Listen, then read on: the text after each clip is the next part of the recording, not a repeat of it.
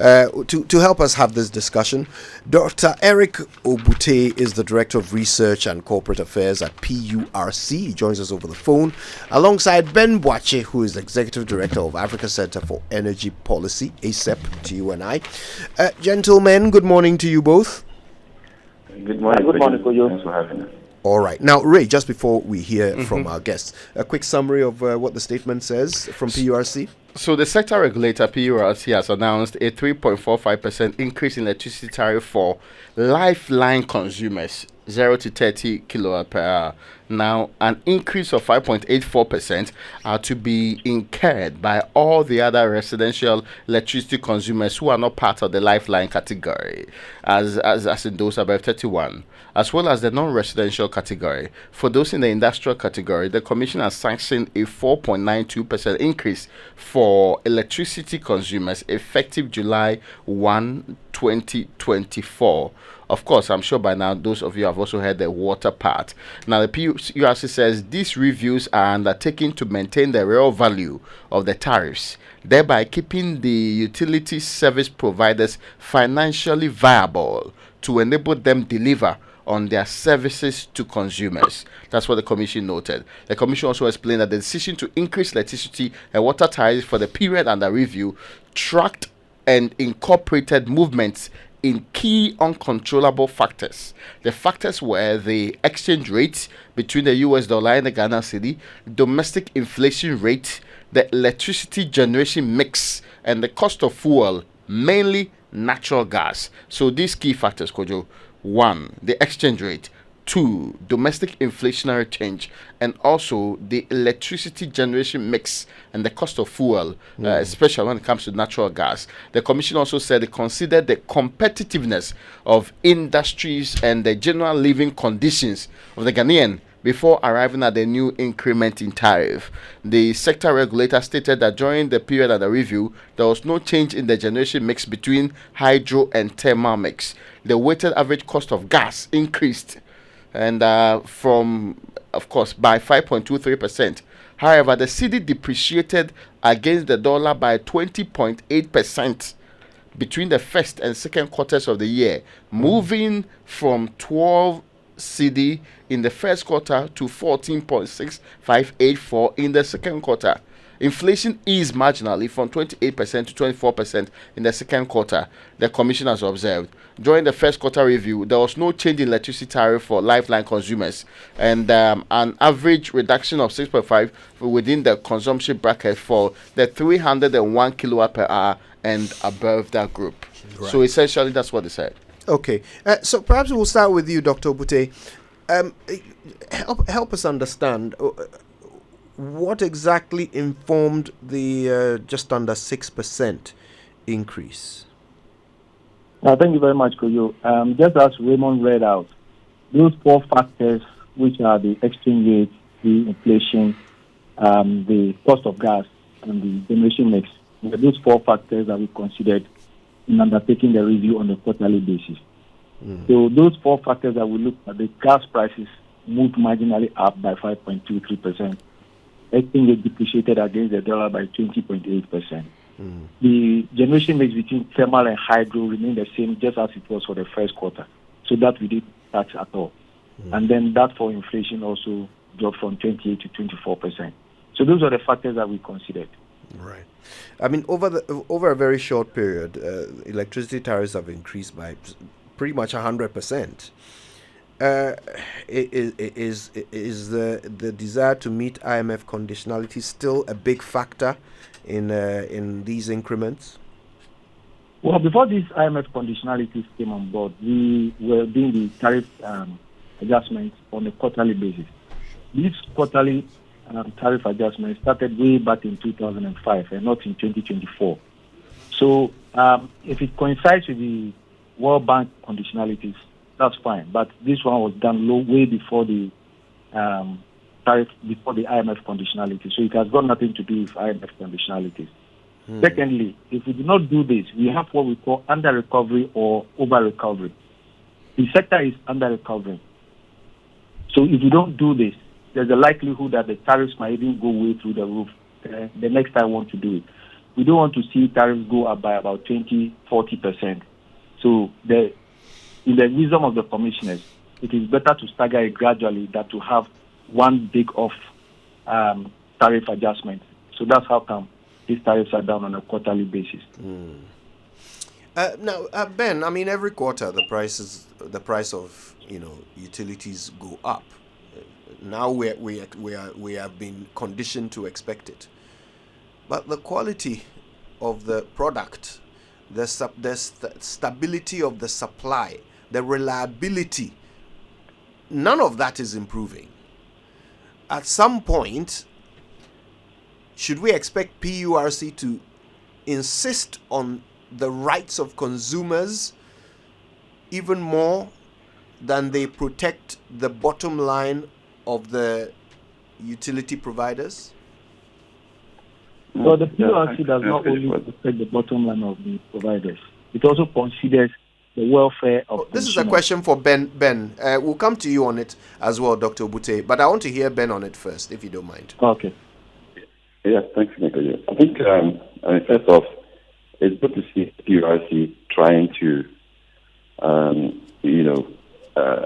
apply itself to the rule, so that at least there can be some adjustment when the circumstances of the industry shift or the parameters that cost of generation, transmission, and distribution changes. So I think on that score, it is good, but we have to appreciate that even though the mandate has been over 2 decades or almost 2 decades, they were doing, patchy applications, weren't as rigorous as they are now, because now the headmaster is in town. I think that is a fact that we have to establish.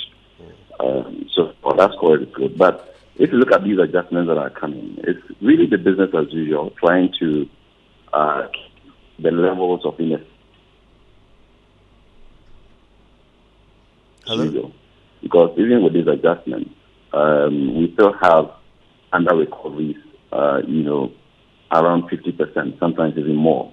What that means is that the revenue requirement for the sector, we're able to collect only about 50% of that. And that has been a long-standing problem. It affects the quality of service, the generation capacity that we have, ability to, buy fuel to generate, ability to pay the transmission company to be able to invest in its infrastructure. That problem hasn't been reduced by an inch as we speak. And for me, is the bigger picture that you want to see PURC gravitate towards to see how we address the challenges of the sector as a regulator, not just assuming that all things are equal and just periodically. But we need to really address the problem, sanction people who are not delivering on their mandate for us to be able to collect the revenues and invest. Otherwise, the problems will be shifting from one space to the other. As we speak, we have current generation problems. We are not able to meet demand. But the scary part is that because Gridco is also not getting enough to invest in the transmission system, we are increasingly seeing overload in most of the substations and installations that they have, because demand is growing. And as demand grows, the pressure in various vicinities and localities then deepens. So that could also escalate into another problem, which will require investment in a bulk fashion that we may not have to be able to address the problem. So we need to have the regulators look at the efficiency side of things so that we holistically address the energy sector problems. You are throwing in money and you expect money to come, and the money is not coming. We keep keeping the problem as it is, hoping that it resolve itself. We're not doing a good service to the people of Ghana and to the energy sector in general. And I'm just realizing that if you do the math, this adjustment will not address the core problem, but it's just to make sure that it doesn't escalate. But we've been keeping this under recoveries, this level of recovery for the past 3 years, which for me is quite scary. Accumulating 50% of the revenue requirement at debt on our books every month. By this analysis, would you say that this recent increase is justified? So that, like I'm saying, if you don't want to deepen the problem, it is. But when you look at the data also, you're also worried when the inefficiencies, the inability to control theft and economic losses are there. Then you wonder what effect you actually have. Because anytime they do the adjustment, you have more people slipping off their regulatory regime into an illicit operations where people are just stealing the power. And because of the inefficient, utility they have, they're unable to address that. So it is only a hope that as you increase the tariff, you will not get more people slipping because of their inability to pay. But that has been the reality. So you could expect that if you don't tighten controls at the distribution end, then people who cannot pay then begin to steal the power. And that has been the problem over the years. Yeah, I mean, let's talk a bit about these technical and commercial losses, right? I mean, yeah, so they need to cover the cost of production, so they increase tariffs. But the fact is that we all pay.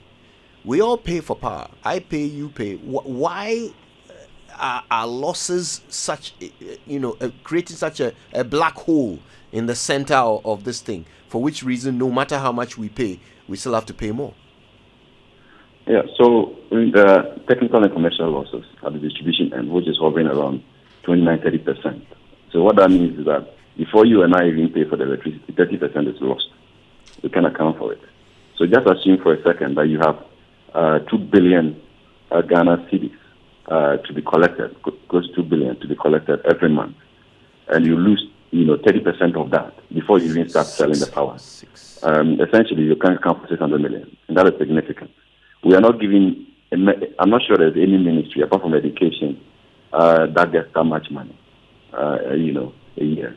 So we're just waiting every month because somebody is not doing their people are not doing their job to be able to close the loop and ensure that reduce the inefficiency and be able to collect money, and meet the requirements. So over time, what you see happening is that we are now prioritizing those who can be hard on the system, the IPPs who have binding contracts with government.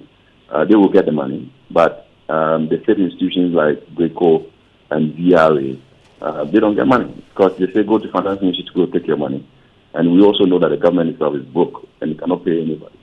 So they are not getting the money they need to be able to invest. We are lucky that VRA is mainly hydro dependent. We hydro dependent.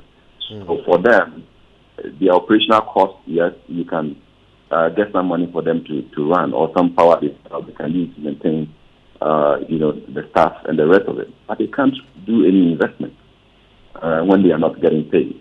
So it appears we have gotten so relaxed because some of them are state companies.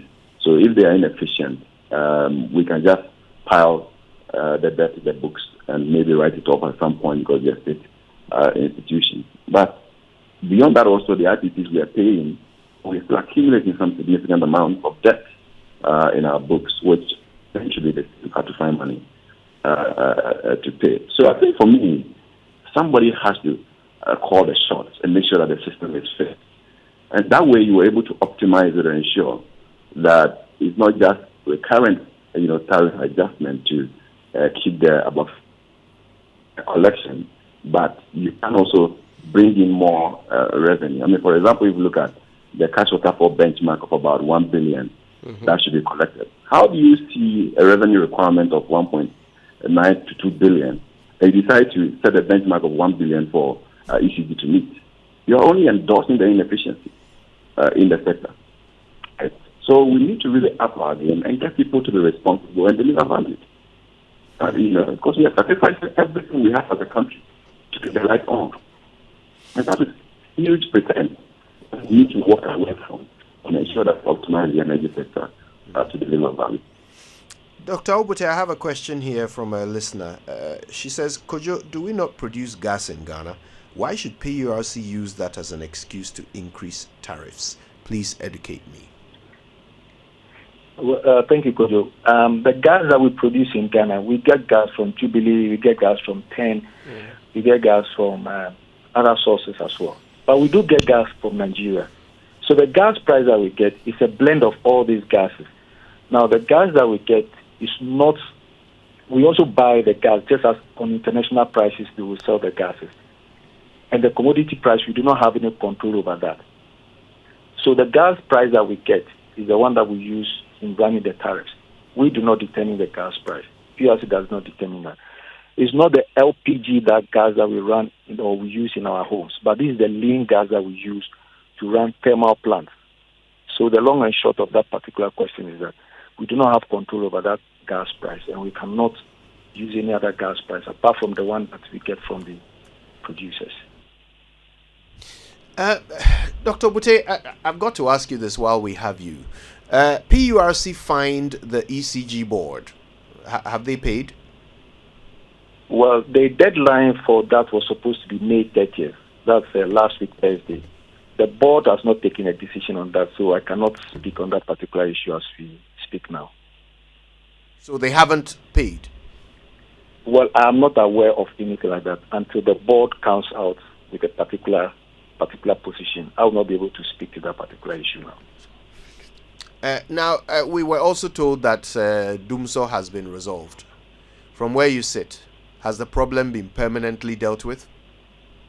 Well, I do not want to veer into areas. For now, if we can focus on the tariff issues, that will be fine, because these are board issues which are being handled at the board level. So I do not have the authority to speak to those particular issues as we are talking now. So to be if clear, I'm giving the permission to speak on them, I will go ahead and speak on them. So to be clear, whether or not Dumso has ended is a matter to be decided by the PURC board. Yes, I cannot determine that one. Okay, all right. Ben, I mean, you monitor the sector. What's your take on it? The one tanker came in. Is there more? I mean, are we okay for fuel, or will the lights go off again? But the load has been shedding load.